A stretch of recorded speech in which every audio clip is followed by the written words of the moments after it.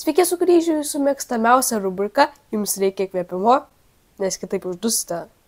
Neseniai mano akį patraukė vienas straipsnis TV3 svetainėje. Minties galią pasitelkus mergina susikūriau vyrą. Ta prasme, jūs užtekėjot už Lego žmogeliuko? Ar už vienų tų super realistiškų vaškinių skulptūrų? Darbą Ta prasme, įkūrėt verslą? ir namą ant ežero kranto. Iš karto pateikiama Ievos ir jos vaškinės skulptūros nuotrauka. Nuotrauka atrodytų gana įprasta ir neišskirtinė, bet mane tikrai nustebino, kad yra ne pensininkų naudojančių šį dėklą. 5 minutes later.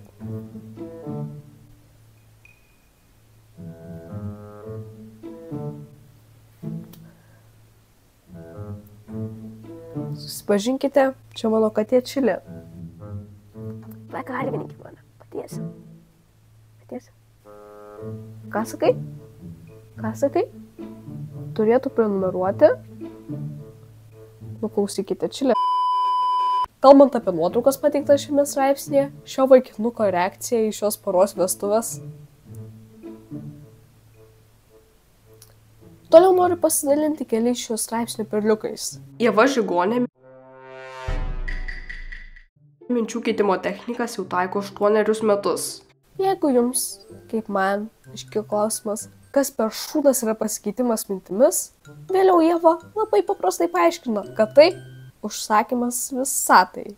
Visai netyčia, maždaug, mano grupės draugas man pasakė, susiras 2 akmenukus, vienas akmenukas reiškia padėką, ištraukus būk dėkinga už tai, ką turi, o kitas akmenukas kūrimą to, ko nori. Tie jo žodžiai buvo pirmas kartas, kai išgirdau apie kitokią mąstymo perspektyvą ir galimybę kurti mintis. Šiuo metu matote Ievą, supratusią, kad galima mąstyti.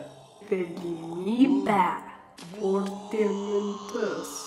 Todėl aš susiradau 2 akmenukus, pradėjau gilintis į tokius populiarius filmus kaip The Secret ir ėmiau taikyti tas metodikas. Populiarusis filmas The Secret?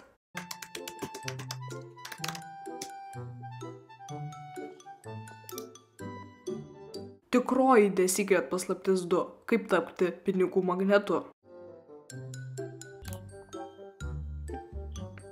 Sveiki, Algirdai. Sveiki, Donatai, sveiki. Kaip jums sekasi? Labai gerai. Šaunu girdėti. Ir dabar matau internete jūs labai smarkiai paplitusi jūsų seminarą, kaip tapti pinigų magnetu. Ir žmonės dažnai klausinėja, kaip to pinigų magnetų tapti, jeigu mes ir turim už tą seminarą dar sumokėti ir tiek pinigų reikia išleisti. Ką jūs galite apie tai pasakyti?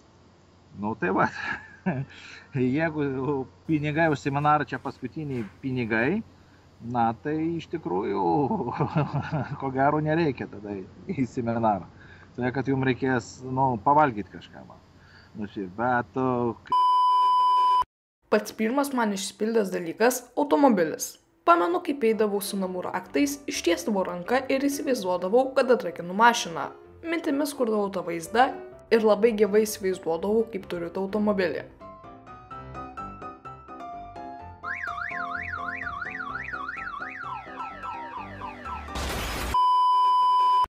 Atsitiko taip, kad po mėnesio brolis iš kažkur gavo pinigų. Broli, o iš kur tu gavai pinigų? Pinigai švarūs, plauti. Sudėjo juos su tėvų pinigais ir nupirko mano automobilį. Nors anksčiau net jokios kalbos nebuvo apie jį. Kaip jie suprato, kad aš automobilio noriu? Išprotėjo. Mieloji, nupirkime į mašiną, kitaip jai visai stogas nuvažiuos.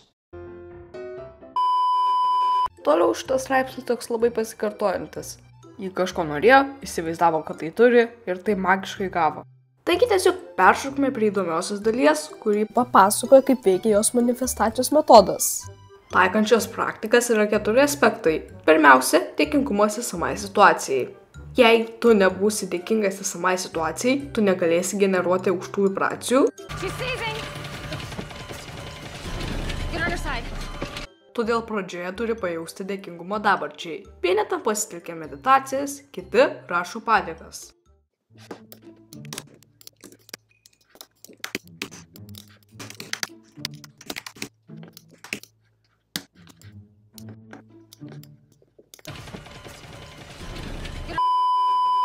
Jeigu patys norite plačiau pasiskaityti šios marasmus, nuorodą paliksiu aprašyme.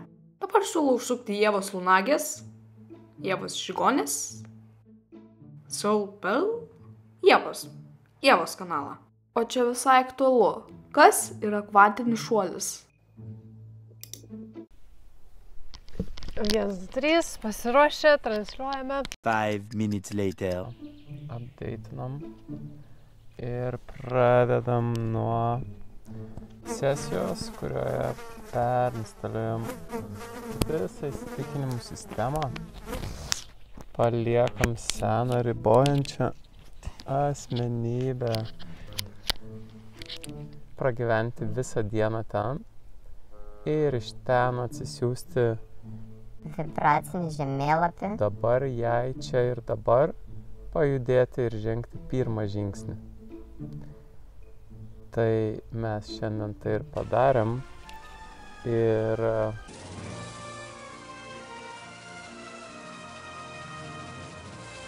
tada 7 dienų periode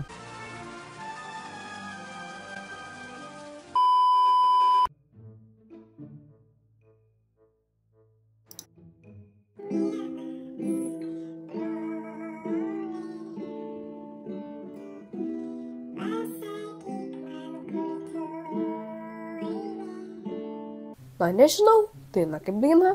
Tai televizorius iš esmės turėtų būti išjungtas ir išmestas visose namuose iš tikrųjų. Parašęs video scenarijų sužinojau, kad Skirmantas Malinauskas jau yra padaręs video apie Ievą Žigonę ir panašius kaučerius. Taigi tikrai pažiūrėkit, video labai įdomus, nuorodą aprašyme. Bet to niekam netėjo galva, kad jinai savo magiškas galias naudoja savo ego patenkinti, nors galėtų sustabdyti karą Ukrainoje arba sustabdyti klimato atšilimą. Kai klausote kažkokio žmogaus, kuris jums sako kažkokią tiesą, kažkokią informaciją, pasižiūrėkite, kaip jisai gyvena ir ar tikrai jūs norite bent panašaus gyvenimo. Jeigu norite bent panašaus gyvenimo, tai klausykite toliau. Tai gal tiek to.